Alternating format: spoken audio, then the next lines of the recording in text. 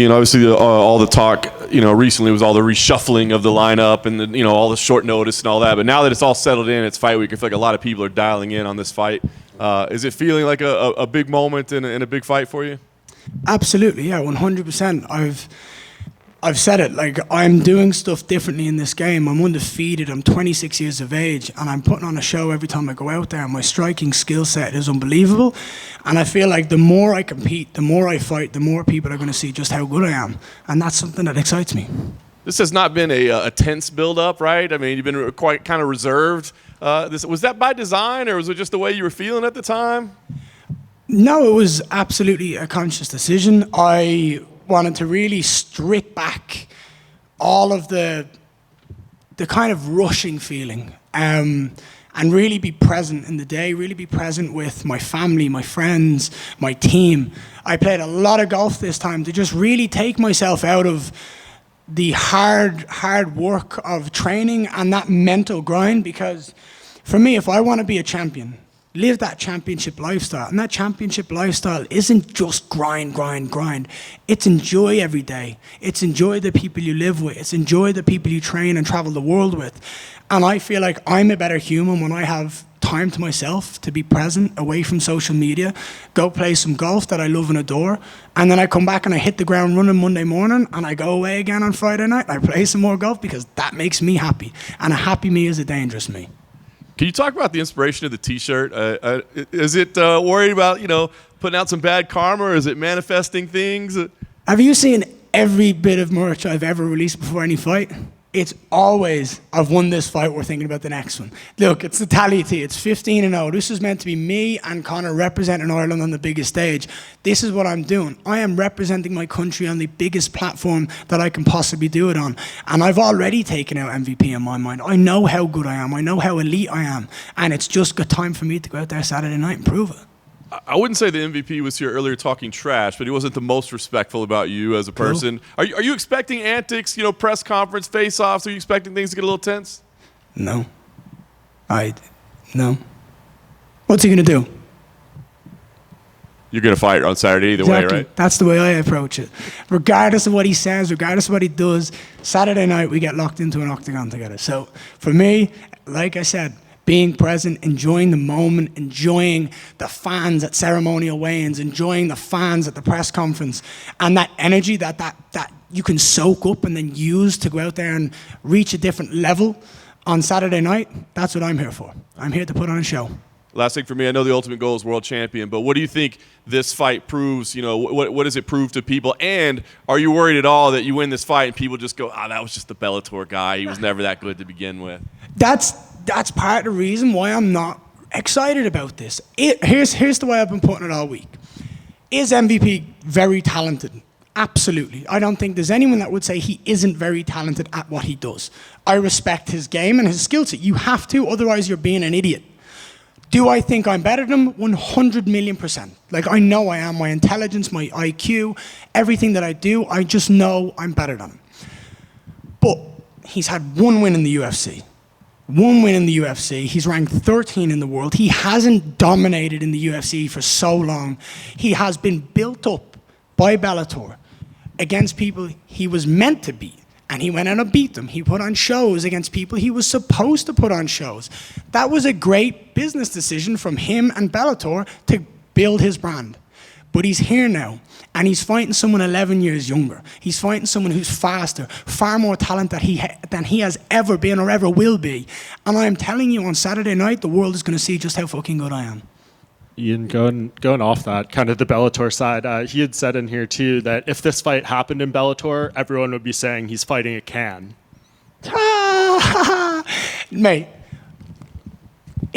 let's be real about that. He's fighting. If this was in Bellator, he'd be fighting a can. How so? Let's engage that. How so? He didn't really elaborate. I mean, I'm sure he... What he's trying to do is talk out of his fucking arse and make it that he's more elite than me. 7 wins in the UFC, 14-0 undefeated. I've beaten 3 ranked opponents. I am on my way to be a world champion. There's a reason why everyone's talking about me being one of the best prospects this sport's ever seen. MVP is coming to the UFC to try and legitimize his career at Bellator. I'm going to end that on Saturday night. Do you think, because he says that, then like later on he'll be like, I actually think he has really good skills and like this thing and the other. So do you think he's maybe almost confused about how he feels about you? No, I just think he doesn't know what he's... By the way, I want to say something. MVP is very well spoken. He's very well spoken. He is very well media trained. But I think he just doesn't know how good I am and then links everything. Because every person, when they say they fight me, I've told you this time and time again, he says, I'm not the level of the opponent I've faced before. He's going to knock me out. He's going to show me that he's going to take me to deep water. Everyone that's fought MVP is like, he's just a Bellator tick. He's just this. He's just that. The truth is you have to respect his skill set. I can respect him, but be so much better than him and prove that on Saturday night. And at the end of the day, we're getting locked in a cage together. I'm going to prove it myself. So whatever he has to say, whatever I have to say, means fuck all. Saturday night, I get my hand raised, and that's my job done. Yeah, I guess kind of last thing that he referenced, he went on a little rant saying that you're a fake Conor McGregor. I'm sure you've heard that one before. Is that something you just feel that you're going to deal with for the entirety of your career? People are going to try to use that almost against you as a negative thing? Let me word this right. Anyone saying that I am trying to be like Conor McGregor or I am trying to do something to be like Conor, I take that as a compliment. He's the greatest star the sport's ever seen. So if you're comparing me to him, it means I'm doing something right. Now, people are saying I want to be like him. I'm not trying to be like him in any way, shape, or form. Have I been inspired by him? Absolutely. How many people talked about Kobe Bryant trying to be like Michael Jordan? Kobe Bryant went out and made a legacy of his own. Kobe Bryant went out and made a legacy of his own in his own way, but having similar traits and styles to Jordan. I'm born and bred from Dublin, Ireland. Conor is born and bred from Dublin, Ireland. He talks the walk, he walks the walk and backs it up. I am the exact same. Conor has done everything he said he's going to do in his career. I have yet to prove what I have done and what I need to do. That's my job. So my job is to continue what I'm doing on my journey to destiny, on the goal that I have been set, the destiny that has been written for me. It's my goal to do it my way. And at the end of it, people are just going to say, wow, this kid was special and he did it his own way. And that's the only way I look at it. Ian, over here. When you first broke into the UFC, obviously you were pretty vocal that you wanted to be on the Conor's return card, like wherever it was. You also wanted Colby. You were pretty vocal about that, and now Conor is not fighting and you're not getting Colby. Would you have chosen to fight on this card against MVP if, you know, Conor had pulled out like maybe far earlier, or was this date the date you wanted? I wanted to fight around this time anyway. Would I have waited till August maybe if someone was available to fight? Potentially. But it was too big an opportunity to miss, to pass up on, to potentially fight on the same card as Conor, regardless of who the opponent was. I've made it very vocal. I have zero interest in fighting MVP. I have no interest. What interested me was being on the same card as Conor. Now, I have to say, like, I am grateful that MVP took the opportunity to take this fight. I am grateful he said yes. I am grateful he's going to show up and he is going to bring it. But I was grateful because it was meant to be on a Conor card. Now, I'm going out here to steal this show. I'm going out here to show the world just how good I am. If Conor's not here, there's every reason that I can be the biggest name on this card after this fight's done. Have you heard from a lot of Irish fans that maybe didn't return their ticket and still flew out to watch Conor, but they're sticking around for you? Listen, if the Irish say they're going to do something, they're going to go do it. So anyone that's booked their flights, anyone that's booked, do you think an Irishman's going, fuck it, I'll cancel my flight to Vegas, I won't go on a bender, I'll just cancel my shit and I'll stay at home? No fucking way. Every single person that bought tickets, that bought flights, they're all coming. They ain't turning away a weekend for a bender. So look, I am telling you, when we have, look, having me and Conor on a card would have been amazing. 2 horses in a race is always unbelievable, especially when one of them is Conor McGregor. I'm still here. I am still fighting. And I am flying the flag for my country and representing them on the biggest stage the world has ever seen. I am going to show up and show out on Saturday night and the world's going to be left speechless. You've also obviously been doing your past few camps at Shootbox down in Brazil. They're obviously historically known for these wild, brawls like Vanderlei, Shogun, and everything. MVP doesn't really present that type of fight. I don't fuck with that either. I'm too pretty. I ain't getting hit that much, dude. I was pissed that Jeff Neal hit me a left hand and busted and blew up my lip. I was pissed. I was like, fuck, I look ugly in that. For me, I've said this, I've spoke to the guys. The Brazilians have a different aggressive energy.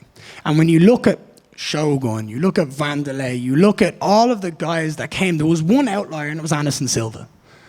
There was one. Everyone else was almost exactly the same. Do you know what I mean? They all came out, they were going to run at you, not stop, and they all had phenomenal strike and phenomenal jiu-jitsu.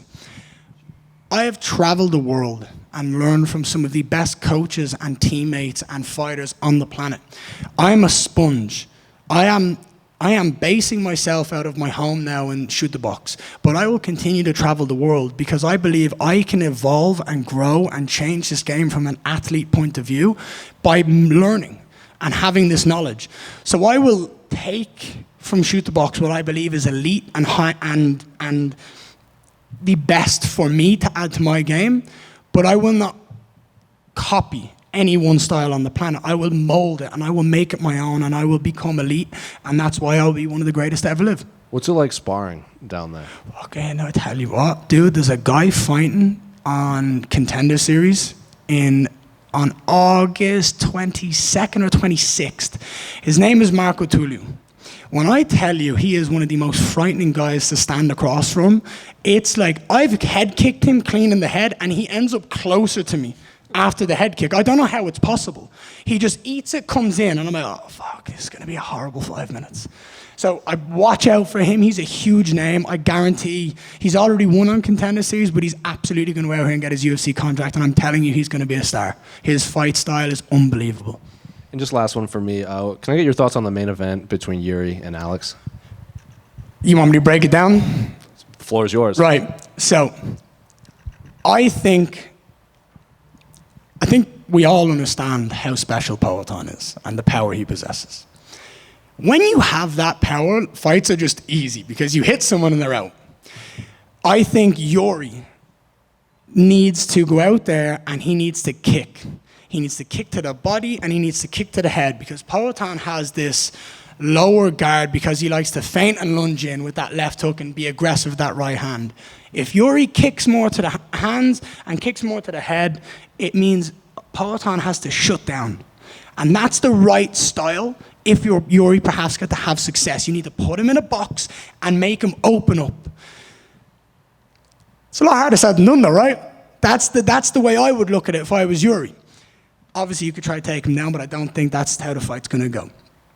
Peloton is one of the best kickboxers the world's ever seen.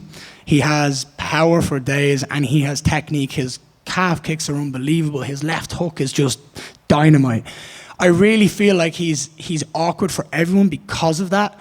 And truly, I think he scares the shit out of people when he stands across him and he's just like that stone.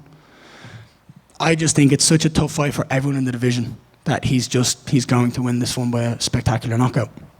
And I don't think anyone's going to be surprised by that. Ian, over here. Where would a win, especially a knockout over MVP, he hasn't been knocked out since 2019, where would that put you in the division, in your opinion? Probably 2 positions up because he's ranked number 13 in the world and he's not done enough to garner breaking up to the top 3. So I believe I'm going to be fighting for a world title in a year's time in Las Vegas, Nevada, International Fight Week. This fight obviously moves me up the ranks. I believe it will probably put me above Colby and Gilbert, and they might move Jack Della Maddalena up, and I'll be breaking into the top 5. I then feel like I have to go out and prove more against the guys who have dominated the division for so long. You've got examples of Usman and Colby. I believe I need to beat these guys before I step into the octagon for a world title because I need to prove that to me, to the world, and then go out and do what I do, is dominate. It seems like the one name who doesn't have an opponent right now is Shavkat Rakhmonov. Do you see that as a potential opponent with a win here? Fucking right I do. 18-0 undefeated, 18 finishes. I'm game for that.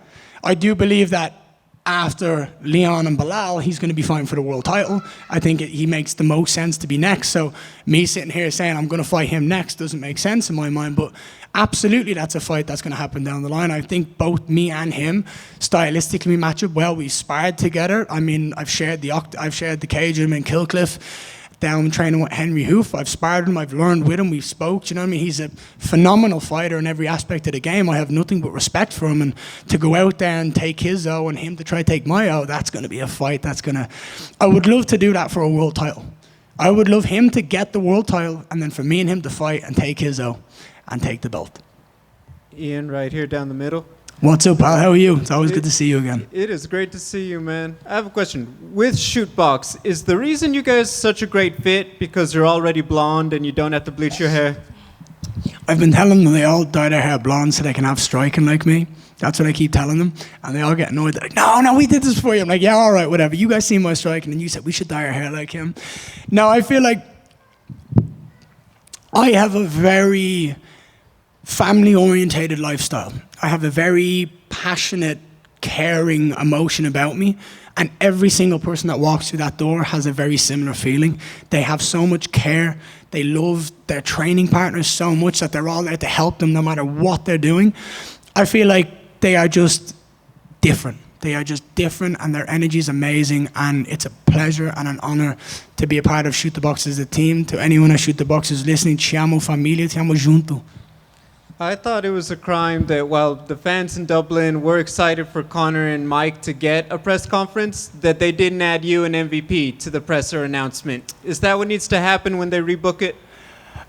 I think it would be stupid not to. I think absolutely I should be there. And then final question, you talked a lot about, the rankings and this and that. What would it prove to yourself to get a win over Michael Venom Page? When I beat Michael, it's going to prove that my striking is just different. I'm just elite and I'm special, and everyone's going to be left going, he's a problem. Just over here. How are we? Good. How are you? I'm great. It's good to be here. You spoke about the title picture. Obviously we've got the world title coming up in Manchester. How do you think it goes down between Belal and Leon? I've been saying this for so long. I think Leon is so clean. He doesn't make a lot of mistakes. And when you don't make a lot of mistakes, it's hard to capitalize. He's so talented in all assets of the game. Obviously, I have trained with him and spent time with him, and he's phenomenal. He's phenomenally talented. I believe the biggest question mark for me in this is how has Belal's training with Khabib and that Sambo style and that aggressive top pressure, how is that going to play into the title picture?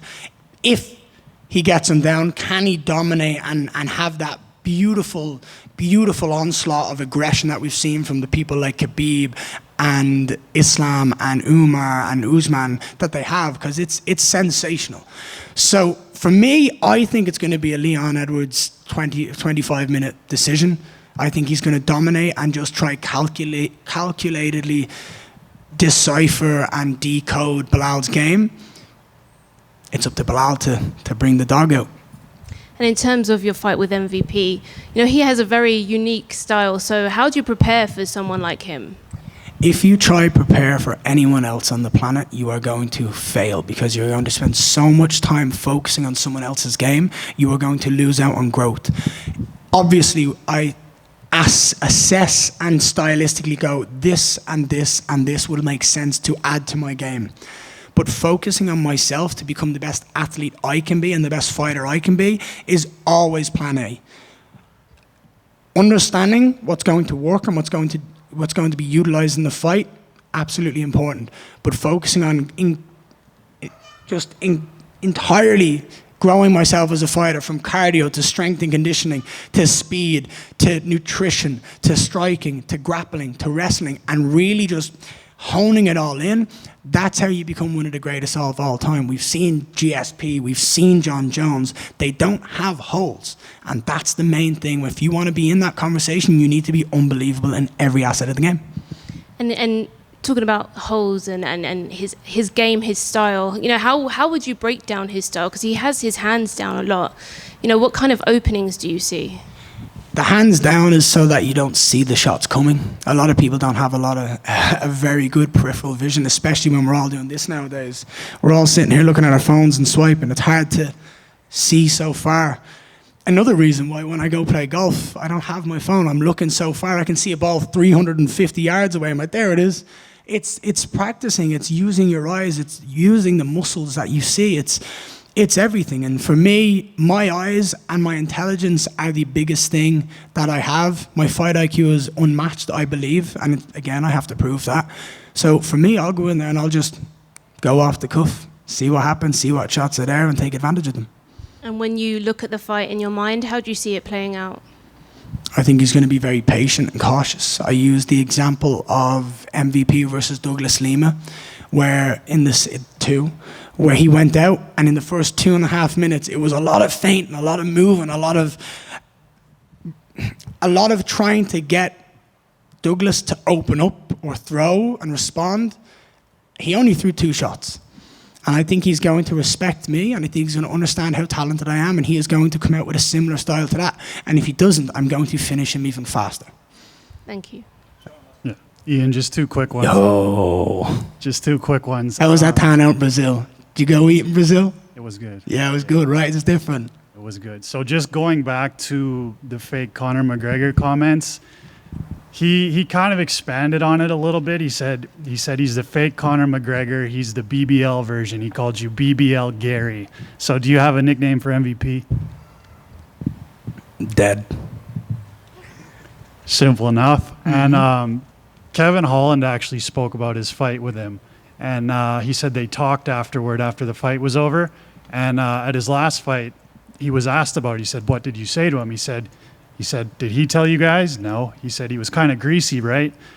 Kevin Holland compared him to trying to grab a wet bar of soap in the shower when he went to grapple with him. Mm-hmm. So when you hear things like that, when he might be greasy, what do you think about that? What's he trying to imply there, out of curiosity? Is there a hidden thing he's trying to imply there without going all in? Hit me with that. What do you feel like? I couldn't tell you. From what he told us, he said it was when he went to grapple MVP, he said it was hard to get a hold of the guy. Well, yeah, he's like a fucking twig. He's skinny. He's going to slip out. Do you know what I mean? I don't know if he shaves his legs and stuff or he shaves his arms, but that makes it hard. Have you ever tried to grab a fish? It just slides out of your hand. When you get sweaty, that's why we see so many people shoot for takedowns early, because people are dry. The later on it goes in the fight, we see people slip off and end up in positions they didn't want to because they jump it and, oh shit, it's slippy. And a lot of people don't train with no tops on ahead of the fight. And I think it's ridiculous, because you need to put yourself in the exact position that you're going to be in the fight. Cup on, gum shield in, gloves on, let's go. So I haven't got an idea of what he's going to be like to grapple, because I'm going to strike with him and I'm going to punch the mouth off him. But I think I've been able to grapple everyone I've ever needed to grapple in training ever. And even when they're good at defending, you just keep going. So I don't think Kevin Holland has the greatest wrestling offense or jiu-jitsu offense. He's good off his back to a certain extent, and he's got great striking, but I'm different. I'm built differently. Appreciate you guys. Enjoy the show.